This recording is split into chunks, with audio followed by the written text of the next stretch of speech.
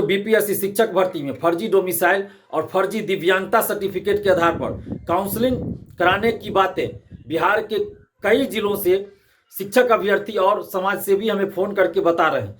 इन लोगों का कहना है कि बिहार के वैसे जिले खासकर जो अन्य राज्यों की सीमा से सटे हैं, वहाँ फर्जी आवासीय बनाकर शिक्षक भर्ती में बहुत से लोग शामिल हो गए हैं और उसमें भी आरक्षण का लाभ भी वो लोग ले लिए हैं। जैसे कि यूपी हो, झारखंड हो, उन राज्यों के जो वैसे जिले जो बिहार के जिले से सटे हैं और वहाँ के कुछ अभ्यर्थी जिनके रिश्तेदार बिहार में हैं, यानी कि उन जिलों से सटे जिले जो बिहार के जिले हैं वहाँ उनके रिश्तेदार हैं, तो वहाँ से उन्होंने एससी, बीसी या ईबीसी का फर्जी सर्टिफिकेट बना लिया है, कास्ट सर्टिफिकेट, और आवासीय भी फर्जी बिहार का बना लिया और इस आधार पर वो आरक्षण का लाभ लेकर बिहार में शिक्षक भर्ती में शामिल हो गए। बहुत से लोग सफल भी हो गए हैं, टीआरई 1 में भी और टीआरई 2 में भी। ऐसा शिक्षक अभ्यर्थी बहुत से और समाज सेवी हमें फोन करके बता रहे हैं। खासकर यूपी में डीएलएड करने के लिए अनिवार्य है कि यूपी का अस्थायी निवासी होना चाहिए। अगर यूपी से कोई डीएलएड कर रहे हैं तो वहाँ ये अनिवार्य है कि यूपी का अस्थायी निवासी होना चाहिए।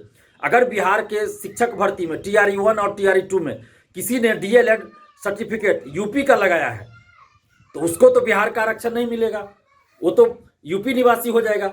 अगर कोई अभ्यर्थी यूपी से डीएलएड किया है और वहाँ के डीएलएड का ये नियम है कि यूपी का अस्थायी निवासी होना चाहिए, तो वैसे अभ्यर्थी बिहार का तो निवासी नहीं हो सकते, बिहार के अस्थायी निवासी नहीं हो सकते। तो इस आधार पर भी जांच की जानी चाहिए, क्योंकि बहुत से अभ्यर्थी, बहुत से समाज सेवी हमें फोन करके बता रहे हैं कि ऐसी भी घटना हुई है कि डीएलएड वो किए हुआ है यूपी से और बिहार में वो आरक्षण का लाभ लेकर एससी में हो, ईबीसी या बीसी में भी उनका सिलेक्शन हो गया। बहुत से ऐसे अभ्यर्थी है, जैसा कि हमें फोन करके अभ्यर्थी और समाज सेवी बता रहे हैं। तो इन मामलों की जांच होनी चाहिए, खासकर वैसे जिले जो अन्य राज्यों की सीमा से सटे हुए हैं, तो वहां पे ये घटना ज्यादा हो रही है।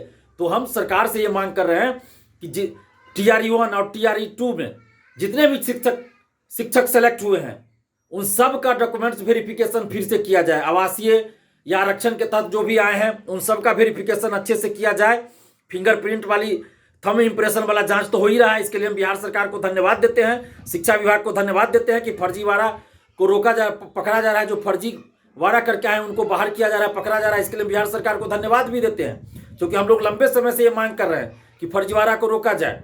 तो अब जब थंब इम्प्रेशन लिया जा रहा है टीआरई 1 में जो सिलेक्ट हुए टीचर, तो उससे बहुत सारे लोग पकड़े जाएंगे। इसके लिए हम सरकार को धन्यवाद देते हैं। साथ ही ये मांग कर रहे हैं कि फर्जी डोमिसाइल पर जो आरक्षण का लाभ लेकर भी बिहार में नौकरी में आ गए हैं टीआरई 1 या टीआरई 2 में, तो दोनों की जांच की जाए। या फर्जी आवासीय बनाकर किसी भी तरह का वो लाभ लिए हैं, या फर्जी आवासीय बनाकर वो किसी भी तरह से बिहार में नौकरी लिए हैं, तो वैसे लोगों को बाहर किया जाए।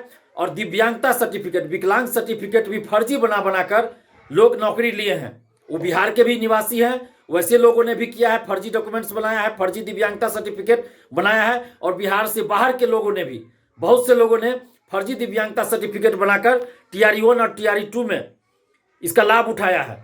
हम जैसा कि बहुत सारे अभ्यर्थी और समाज से भी हमें अलग अलग जिलों से फोन करके ये बता रहे हैं।